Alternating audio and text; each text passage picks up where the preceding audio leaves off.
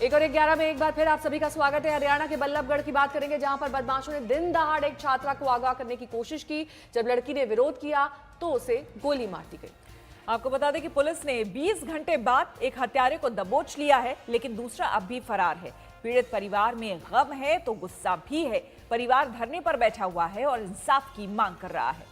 ये CCTV footage सामने आया है, जिसमें आप देख सकते हैं कि छात्रा निकिता जो अपने कॉलेज से निकल रही थी, किस तरह से उसे पहले जबरन बैठाने की गाड़ी में कोशिश की गई और जब वो नहीं मानी तो गोली मार दी गई। अरविंद ओझा हमारे संवाददाता बल्लभगढ़ से सीधे हमारे साथ जुड़े हुए हैं। अरविंद, जाहिर सी बात है पीड़ित परिवार इस वक्त वहां पर मौजूद है।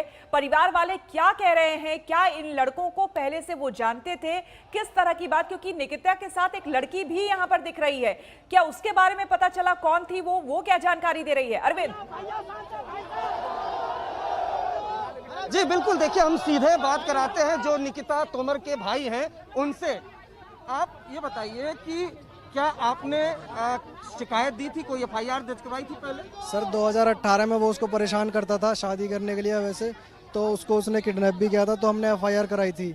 उसके बाद पुलिस ने उसी दिन उसको गिरफ्तार किया था कहीं से। उसके बाद फिर बैठ के पंचों में समझौता हो गया था और हमने भी सोचा था बहन बेटी की बात है, जितनी ना उछाली जाए उतना सही है। तो उन्होंने भी माफ़ी मांग ली थी कि अब नहीं करेगा, तो फिर हमने समझौता कर लिया था। अब सर कल आखिरी पेपर था उसका, कॉलेज का आखिरी दिन था। उस दिन जैसे ही वो कॉलेज से बाहर निकलती है, तुरंत वो उसको पकड़ के ज़बरदस्ती करता है गाड़ी में बिठाने के लिए गन पॉइंट पे। और वो जब मना करती है, इनकार करती है, जब वो उसे किडनैप करने में सफल नहीं हो पाता है तो वो उसको गोली मार के तुरंत भाग जाता है। वो उससे शादी करने के लिए कह रहा था, दबाव डाल रहा था। धर्म परिवर्तन लव जिहाद का मामला है सर ये हमारी। और मैं सर जैसे ही आया वो लड़के भाग रहे थे, मैं मौके पे था और उन्होंने मेरा नाम एफआईआर में गवाह के तौर पर अभी नहीं लिखा है। मेरी यही मांग है कि मेरा नाम गवाह के तौर पर लिखा जाए, एसआईटी गठित की जाए और हमें यहाँ पर कोई डीआईजी रैंक का सीपी साहब आए, कोई आए, हमें यहाँ पर उनसे आश्वासन मिलना चाहिए। मीडिया के सामने अपना बयान दे, लिखित में दे हमको, और हमें एसआईटी गठित हो तुरंत। हमें 2 दिन 3 दिन के अंदर हमें न्याय चाहिए उसके लिए। और एक लड़का उन्होंने भी गिरफ्तार किया है, एक अभी भी फरार है। तो उस लड़के को उन्हें फरार किया। और मैं आपको बताऊं श्वेता, देखिए निकिता ये जो लड़की है आपको बताऊं, और यहीं पर सीसीटीवी जो आया है वो काफी दिल दहला देने वाला है। देखिए कानून व्यवस्था पर सवाल है, किस तरीके से बदमाश है वो बेखौफ है, नंबर 1।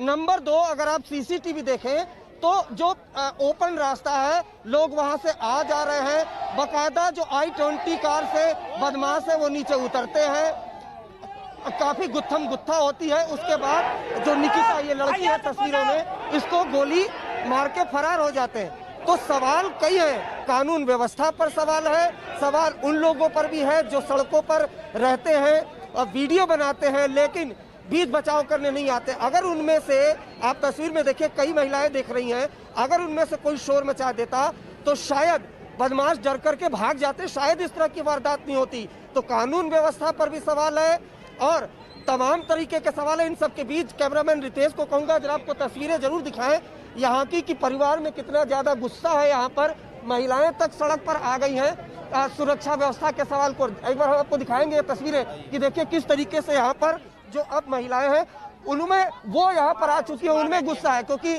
सवाल सुरक्षा व्यवस्था का यहाँ पर है।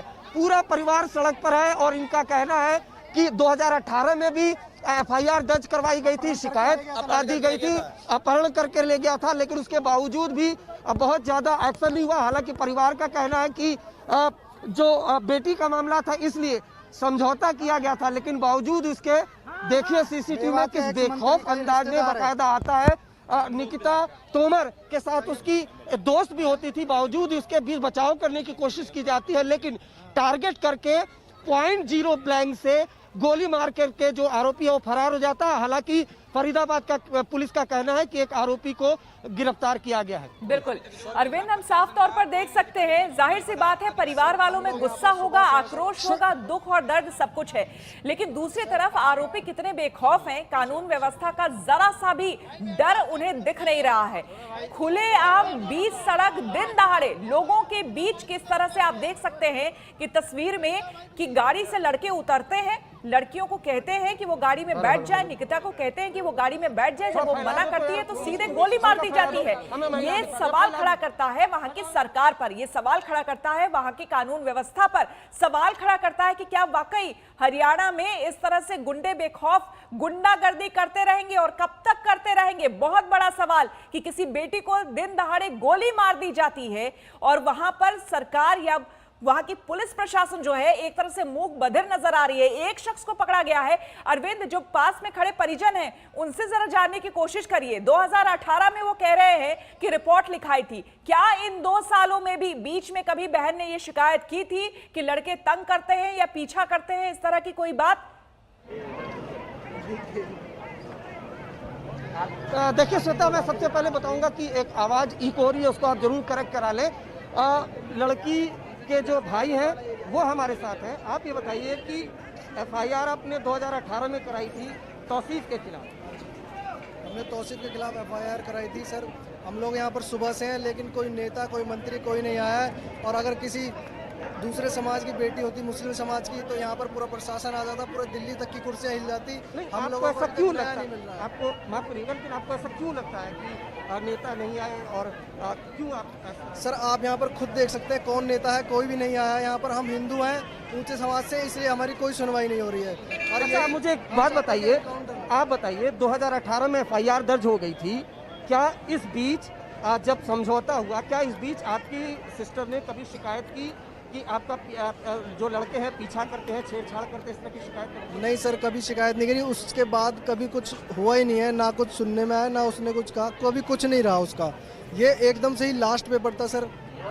पूरी प्लानिंग से आए थे सर, कट्टा लेकर वहाँ पर सब चीज़। तो ये लास्ट का दिन था उसका कॉलेज का। उन्होंने सोचा था कि यार आखिरी दिन है, इसको ले जाते हैं, किडनैप करके धर्म परिवर्तन करवाएंगे, लव जिहाद। आपकी क्या डिमांड है? हमारी डिमांड ये सर, एसआईटी गठित हो जाए, हमें 2 दिन 3 दिन के अंदर न्याय मिले। वो जो लोग, एक लड़का गिरफ्तार है उसको भी पकड़ा जाए और इनको कम से कम फांसी की सजा हो। और हमें कोई डीआईजी रैंक का सीपी साहब आए या कोई आए, वो हमें मीडिया के सामने बयान दें कि, और हमारी सुरक्षा भी मुहैया। एक सवाल ये भी है कि इतनी बड़ी वारदात हुई है और खासकर महिला सुरक्षा को लेकर तमाम राज्यों की पुलिस है वो बड़े बड़े दावे करती है, लेकिन पूरा परिवार गुस्से में है। अभी तक Faridabad police commissioner, Faridabad police के कोई अधिकारी यहाँ पर ग्राउंड पर नहीं आया। ये अपने आप में बड़ा सवाल है। क्या ये जिम्मेदारी नहीं बनती है शासन प्रशासन की, बड़े अधिकारियों की, वो खुद आए यहाँ पर और परिवार से बातचीत करें, उनको सांत्वना दें? तो इतनी बड़ी वारदात के बाद भी नजर बनाए रखिए। अरविंद, आपके पास लौटेंगे, तमाम अपडेट्स और डिटेल्स आपसे लेंगे। लेकिन नमस्कार, मैं हूं अंजना ओम कश्यप। हमें उम्मीद है ये वीडियो आपको पसंद आया होगा।